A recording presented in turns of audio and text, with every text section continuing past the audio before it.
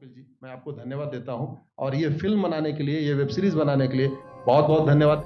कहां का सत्यमेव जयते, कहां का सत्यमेव जयते, कहां का सत्यमेव जयते। सुप्रीम कोर्ट के जजेस, हाई कोर्ट के जजेस जरूर इसको देखें और आत्मचिंतन करें कि भारत की न्याय प्रणाली कहां पहुंच गई है। भारत में टोटल 5 करोड़ केसेस तो वो हैं जो district court, high court, supreme court में है। इसका मतलब 5 करोड़ परिवार न्याय की आशा में बैठा हुआ है। ऑन एन एवरेज एक परिवार में 6 आदमी रख लीजिए, तो यानी 30 करोड़ लोग न्याय की आस लगाए बैठे हुए हैं। 30 करोड़ का मतलब एक अमेरिका, 30 करोड़ का मतलब 15 ऑस्ट्रेलिया, 30 करोड़ का मतलब 7 कनाडा, 30 करोड़ का मतलब 1.5 ब्राजील। इतने लोग भारत में न्याय की आस में बैठे हुए हैं। और ये 5 करोड़ केस तो वो हैं जो district court, high court, supreme court में है। इसके पैरेलल हमारे देश में एक और जुडिशियल सिस्टम है, उसको कहते हैं तहसीलदार, एसडीएम, एडीएम, डीएम, कमिश्नर, जहां पे चकबंदी के मुकदमे चलते हैं। वो इस 5 करोड़ में काउंटेड नहीं है। जो तहसीलदार के यहां मुकदमा होता है, एसडीएम के यहां मुकदमा होता है, एडीएम के यहां होता है, डीएम के यहां होता है, चकबंदी अधिकारी जिसको सीओ कहते हैं, डीडीसी कहते हैं, एसओसी कहते हैं, वो एक इसके पैरेलल में है। और 5 करोड़ मुकदमे वहां पे भी चल रहे हैं। इसका मैं लाइव एग्जांपल देना चाहूंगा भारत की ब्लैक जस्टिस सिस्टम का। 1985 में जौनपुर में एक 10 बीघे जमीन का मुकदमा शुरू हुआ था। अभी वो सबसे नीचे पायदान पे है, जिसको कहते हैं चकबंदी अधिकारी। 1985 में मुकदमा शुरू हुआ, 2023 आ गया, लगभग 37 साल बीत चुके। 37 साल में यह नहीं तय हो पाया कि असली विल कौन सी है। 2 लोगों ने क्लेम किया, वो कह रहे हैं मुझे विल मिली है, वो कह रहे हैं मुझे विल मिली है। 37 साल में यह नहीं डिसाइड हो पाया असली विल किसकी है। अगर मान लीजिए आज डिसाइड हो जाए तो सीओ के बाद एसओसी, एसओसी के बाद डीडीसी, डीडीसी के बाद हाई कोर्ट, हाई कोर्ट के बाद सुप्रीम कोर्ट, यानी अभी 35 साल और लगेगा, 70 साल लगेगा। सेकंड जनरेशन मुकदमा लड़ रही है, ऑलरेडी सेकंड जनरेशन मुकदमा लड़ रही है। और इसी स्पीड से काम हुआ तो मुझे लगता है 3rd जनरेशन आके मुकदमा तब जाके सुप्रीम कोर्ट पहुंचेगा। दूसरा एग्जांपल, एक ग्लेरिंग एग्जांपल आपको देता हूं। 1971 के वॉर में पाकिस्तान में बम फेंकने वाले, पाकिस्तान के फौजियों के बहुत सारे बैंकर तोड़ने वाले एक कर्नल कबोत्रा है, पंचकुला में रहते हैं। दुश्मनों को उन्होंने दांत तोड़ दिए। आज 2000 से उनके मकान पे किसी ने कब्जा किया हुआ है। 2023 आ चुका है, 23 साल में वो अपने मकान को नहीं छुड़ा पाए। अभी मामला पंचकुला की डिस्ट्रिक्ट कोर्ट में है, उसके बाद चंडीगढ़ हाई कोर्ट जाएगा, फिर सुप्रीम कोर्ट जाएगा। तो 23 साल में वो सबसे नीचे पायदान पे है। वास्तविकता यह है, अंग्रेज चले गए, अंग्रेजी कानून यहीं छोड़ गए, अंग्रेजी व्यवस्था यहीं छोड़ गए। यह व्यवस्था भारत में न्याय देने के लिए नहीं बनी थी। यह जो न्यायिक जुडिशियल सिस्टम था भारत में जो बनाया गया, वो केवल और केवल भारत को लूटने बांटने के लिए बनाया गया था। क्योंकि कानून वही चल रहा है, जुडिशियल सिस्टम वही चल रहा है, इवन हमारा ड्रेस भी वही चल रहा है।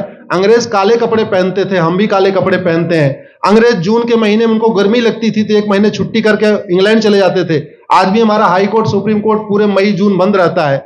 अंग्रेजों को क्रिसमस के टाइम में दिसंबर में छुट्टी मनाना जाना होता था, 1 महीने छुट्टी कर चले जाते थे। आज भी हमारी हाई कोर्ट, सुप्रीम कोर्ट दिसंबर में, क्रिसमस के टाइम में 15 दिन 20 दिन बंद हो जाती है।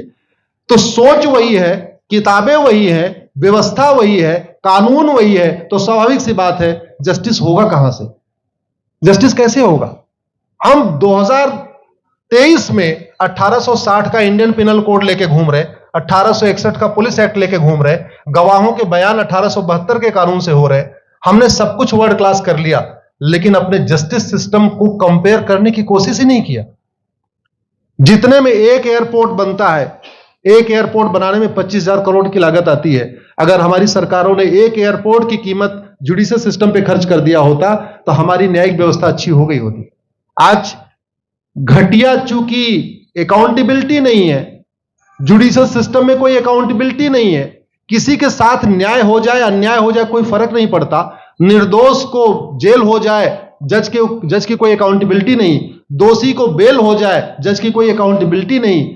लाख लोग जेल में सड़ रहे हैं, लाखों धोखेबाज भ्रष्टाचारी बाहर घूम रहे हैं, मूल कारण है ब्लैक जस्टिस सिस्टम। आपने बहुत अच्छा आपने इस पे वेब सीरीज बनाया है और इस देश में world class airport, world class highway, world class shopping mall, सब कुछ वर्ल्ड क्लास बना लिया।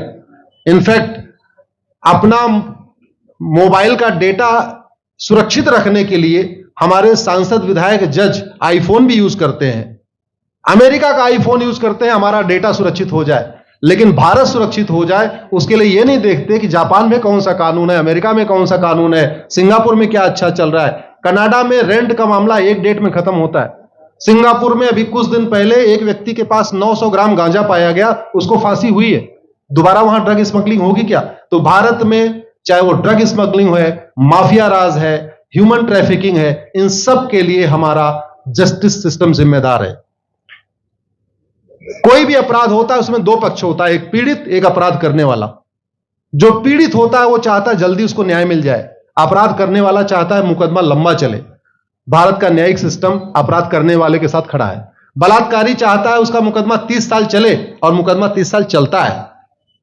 भू माफिया चाहता है कि गरीब की जमीन पे कब्जा कर ले, उसका मुकदमा 50 साल चले और आज की डेट में मुकदमा 50 साल चल रहा है। इसका मतलब वर्तमान न्यायिक सिस्टम बलात्कारी के पक्ष में है, भू माफिया के पक्ष में है, ड्रग स्मगलर के पक्ष में है, ह्यूमन ट्रैफिकर के पक्ष में है, नक्सलियों के पक्ष में है, माओवादियों के पक्ष में है, जो लोग देश विरोधी काम कर रहे हैं उनके पक्ष में है।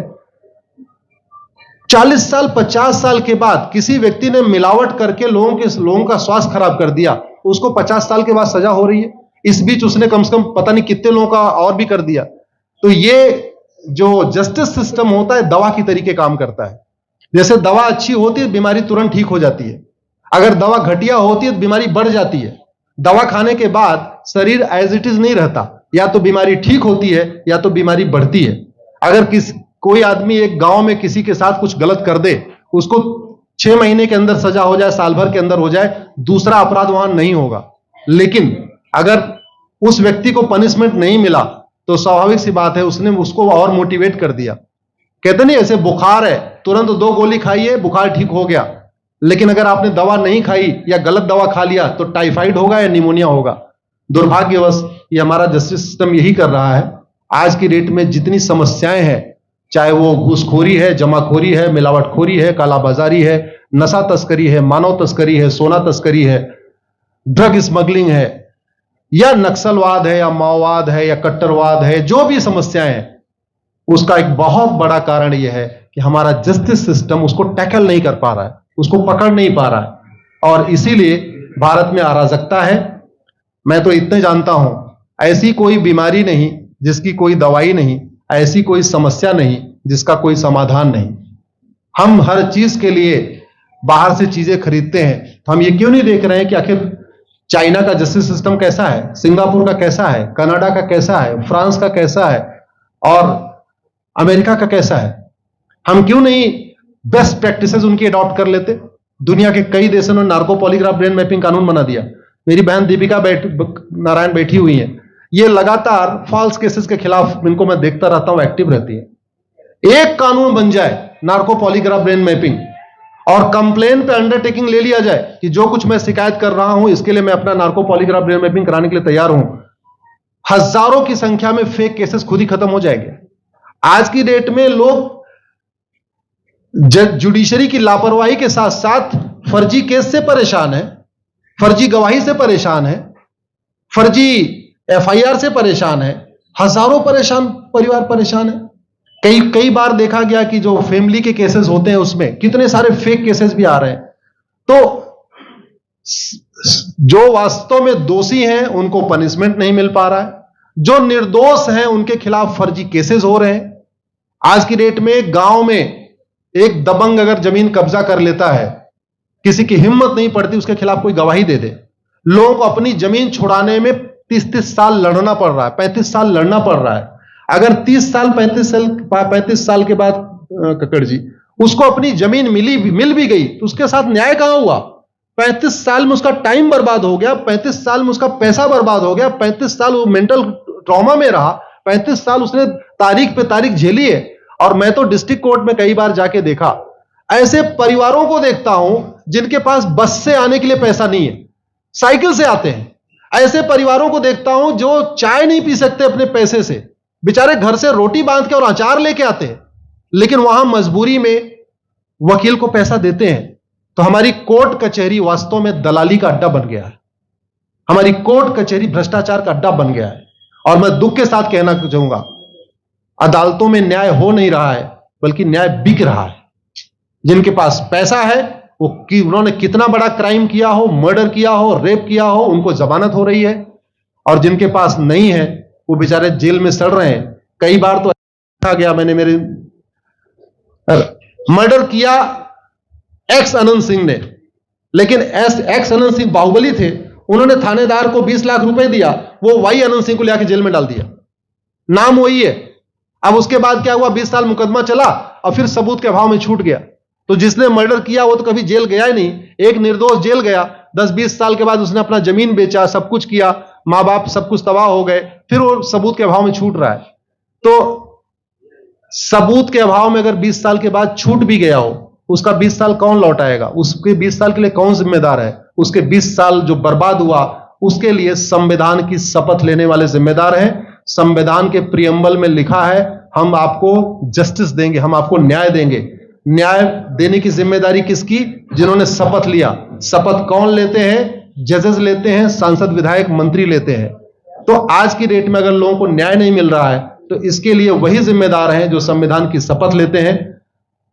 संविधान की शपथ लेने वालों को वेतन, भत्ता, गाड़ी, बंगला इसीलिए मिलता है कि लोगों को न्याय मिल सके, फास्ट जस्टिस मिले, कंप्लीट जस्टिस मिले। अनफॉर्चुनेटली कंप्लीट जस्टिस मिलने में तो 50-60 साल लग जाता है, फास्ट जस्टिस तो सपना हो गया है। इसलिए आज आपने जो ये वेब सीरीज बनाई है, मैं आपको धन्यवाद देता हूं। एक ऐसे विषय पे जिसपे कोई टच नहीं करता, लेकिन जिससे करोड़ों लोग पीड़ित हैं। मैंने कहा ना, 5 करोड़ लोग सीधे district court, high court, supreme court के केसेस से पीड़ित हैं, और 5 करोड़ मुकदमे एसओसी, डीडीसी, तहसीलदार के यहां चल रहा है। तो अगर 5 करोड़ से 30 करोड़ लोग इधर पीड़ित हैं, तो उधर भी पीड़ित है। वास्तव में बहुत बड़ी संख्या भारत में इसी से पीड़ित है। और अपराध, भ्रष्टाचार और जितनी भी अराजकता चल रही है, उसका मूल कारण भी यही है। जस्टिस सिस्टम अच्छा हो जाए, कानून सख्त हो जाए, कानून का खौफ पैदा हो जाए, न्यायपालिका का खौफ पैदा हो जाए, और ये थाने जो दलाली के अड्डे बन गए हैं, तहसील जो दलाली का अड्डा बन गया है, डिस्ट्रिक्ट कोर्ट जो कमीशनखोरी का अड्डा बन गया है, अगर इस पे कंट्रोल हो जाए तो वास्तव में भारत में फिर से राम राज्य आ सकता है। अगर जुडिशियल सिस्टम अच्छा हो जाए, तो जो राम राज्य की कल्पना है, धर्म की जय हो, अधर्म का नाश हो, प्राणियों में सद्भावना हो, विश्व का कल्याण हो, मुझे लगता है उसको फिर से जीवित किया सकता है। आपने मुझे बुलाया कपिल जी, मैं आपको धन्यवाद देता हूं। और ये फिल्म बनाने के लिए, ये वेब सीरीज बनाने के लिए बहुत बहुत धन्यवाद देता रहता हूं। दीपिका जी लड़ती रहती हैं, इनको देखता रहता हूं। बहन नेहा जी आई हैं, ये अपने गानों से मुझे लगता है बहुत अच्छा आप लिखती हैं। और इसी तरीके से कड़वा सच आप लिखते रहिए, कड़वा सच गाते रहिए। लोग आज की डेट में, यंग जनरेशन कड़वा सच सुनना चाहती है। मीठे झूठ ने इस देश में शुगर, डायबिटीज पैदा कर दिया। भारत केवल लोग डायबिटीज से नहीं पीड़ित हैं, बल्कि हमारी व्यवस्था को डायबिटीज हो चुका है। और उस डायबिटीज को दूर करने के लिए नेहा राठौर जैसी बहनें जो सही बात कह रही हैं, दीपिका जी सही बात कह रही हैं। आप लोग जो है बहुत अच्छा काम कर रहे हैं। और आपने, कक्कड़ साहब, आपने बनाया वेब सीरीज, आपको विशेष आभार, धन्यवाद देता हूं। यही निवेदन करता हूं, इस वेब सीरीज को ज्यादा से ज्यादा देखें। और खास तौर पे अगर आपके जानने वाले कोई जज हैं, कोई आईएएस हैं, कोई आईपीएस हैं, मंत्री, सांसद, विधायक हैं, उनको भी एक बार फोन करके, व्हाट्सएप करके एक बार कहिए कि वो भी इसको जरूर देखें। क्योंकि अल्टीमेटली न्यायिक व्यवस्था बदलने की जिम्मेदारी उन्हीं की है जिनको वेतन, भत्ता, गाड़ी, बंगला, free air ticket, free rail ticket और वीआईपी व्यवस्था मिलती है। ये व्यवस्था उन्हीं को बदलनी है। जय हिंद, धन्यवाद।